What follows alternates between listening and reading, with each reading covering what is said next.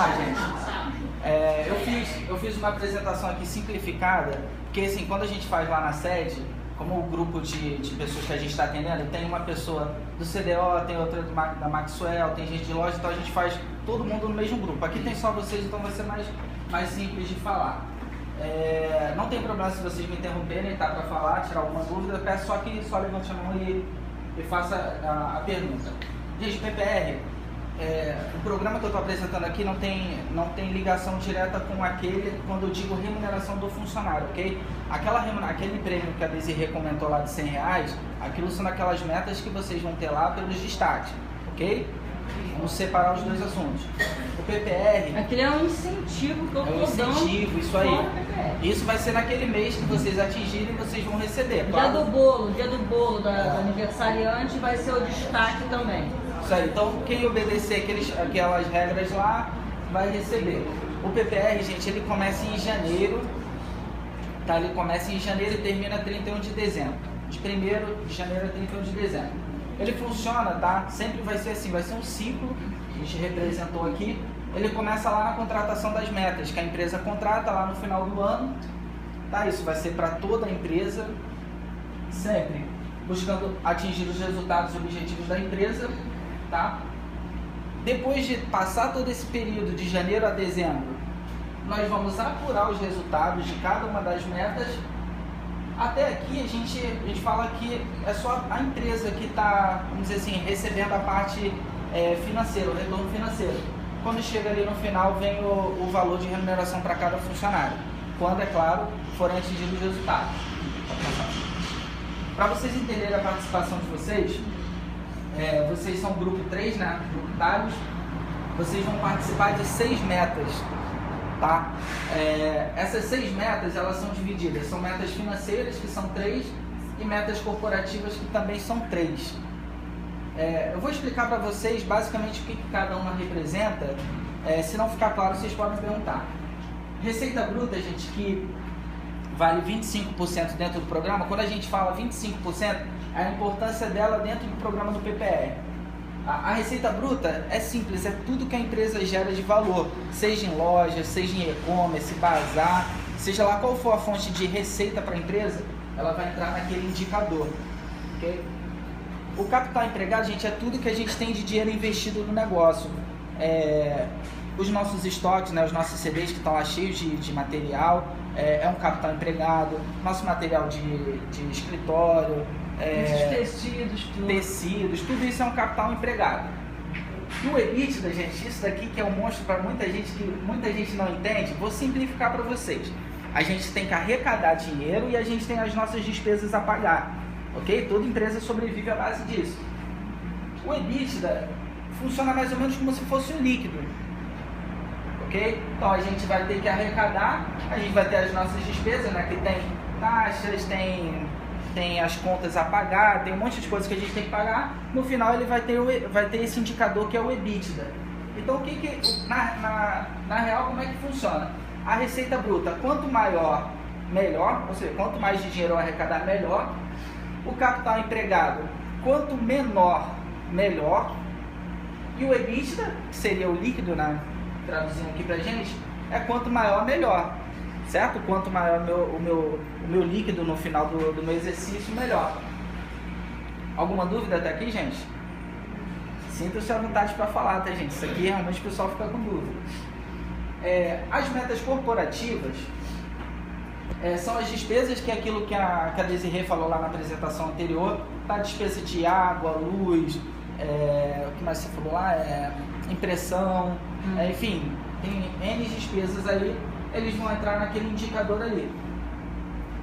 O inventário, gente, aqui vocês também têm, ele vale 10% dentro do programa. O inventário, acho que todos aqui já conhecem, eu tenho lá o percentual X de perda de inventário que a empresa considera natural existir. O ideal é que fosse 0, mas a gente sabe que sempre existe a perda do inventário. Então, quanto menor for a perda do inventário, melhor para a empresa, ok? E o absenteísmo, acredito que todos também já saibam o que é, são as horas não trabalhadas, ou seja, faltas, atrasos, saídas antecipadas, tudo isso interfere diretamente na produção, ok? Se eu tenho 100 funcionários aqui trabalhando Isso aqui são 8 horas, né? São 8 horas que você trabalha? 8 horas por dia. Se eu tiver 80 funcionários em um dia, a minha produção ela foi menor. Então isso para a empresa não é interessante. Para a gente o interessante é que a gente tem o quadro todos os dias trabalhando. A gente sabe que a pessoa não é de ferro, ela precisa ir um dia ao médico, acontecem imprevistos, mas o ideal é que esse percentual esteja sempre abaixo, para que a produção da fábrica esteja sempre numa tendência a crescer.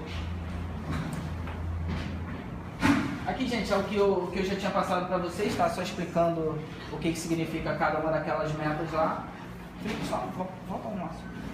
Isso. Gente, só para falar uma coisinha. Esses 3 aqui, ó, metas financeiras, todo mundo participa igual, tá? Eu, Desirê, vocês aqui, o funcionário lá da loja em Belém, eles vão ser apurados por esse grupo aqui, que são essas 3 metas. Isso daqui, quando a gente fala de meta financeira, corporativa, ela é de toda a empresa. Okay? Então todo mundo, não tem assim, eu vou ser apurado aqui, minha receita bruta é uma, da Desirê é outra. Não, isso é para todo mundo, até para vocês. Pode passar, por favor. O desafio da empresa, gente, só para vocês entenderem o porquê do programa.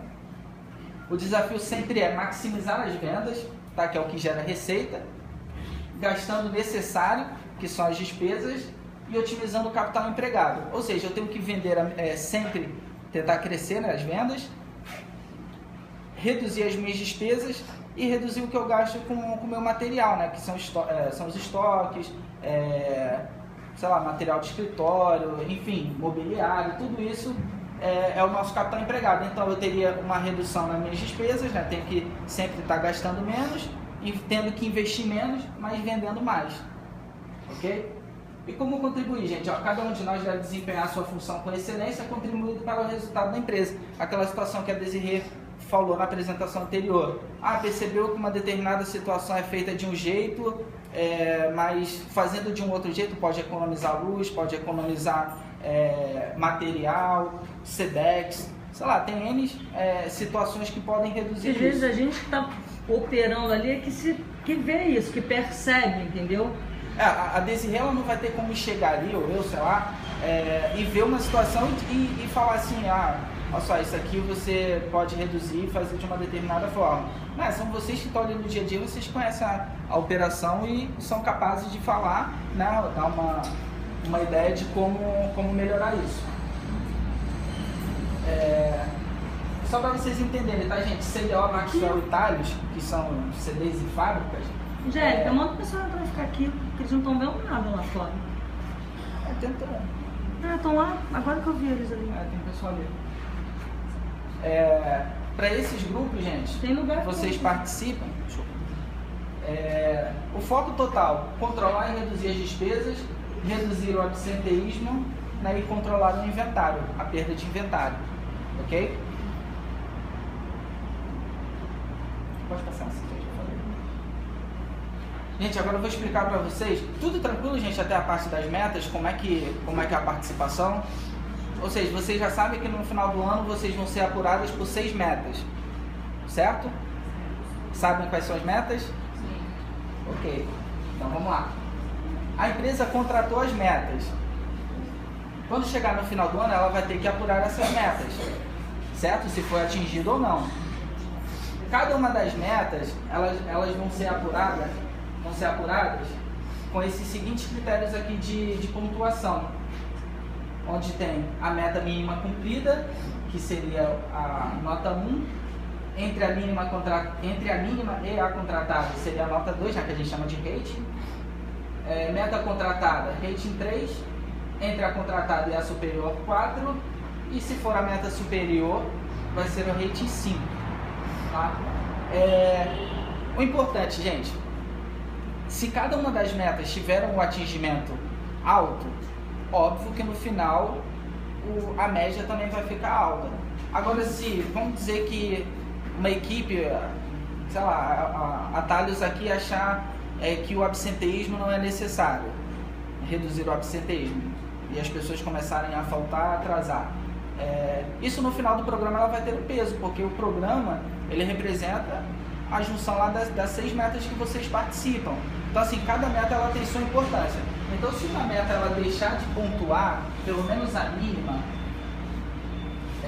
a meta mínima contratada ali, vocês já vão sentir falta dessa meta lá na apuração final do PPR, ok? Então, no final, nós vamos apurar essas 6 metas. O ideal é que todo mundo estivesse no rate 5, tá? Seria a meta superior. Mas caso a gente não conseguir, a empresa vai verificar quais foram os atingimentos de cada uma das metas. Deixa eu passar aqui. Aí, apuramos todas essas metas, nós vamos aplicar isso na remuneração. Aí, isso daqui sim já é o PPR, ok? Eu contratei a meta, eu tentei atingir, verifiquei se eu atingi a meta, e isso vai se transformar em remuneração adicional para cada um dos funcionários. Gente, quando a gente fala que é remuneração adicional, a gente também costuma falar que é variável. Eu posso ter um PPR, o Felipe pode ter outro e assim vai. Por quê? Isso depende do tempo de participação. Às vezes o funcionário trabalhou o ano inteiro, o outro chegou no meio do ano. Então cada um vai ter o seu valor diferenciado. Depois de nós apurarmos todas as metas, vamos dizer que atingi todas as metas na minha nota 3, que eu expliquei lá para vocês na tabelinha anterior.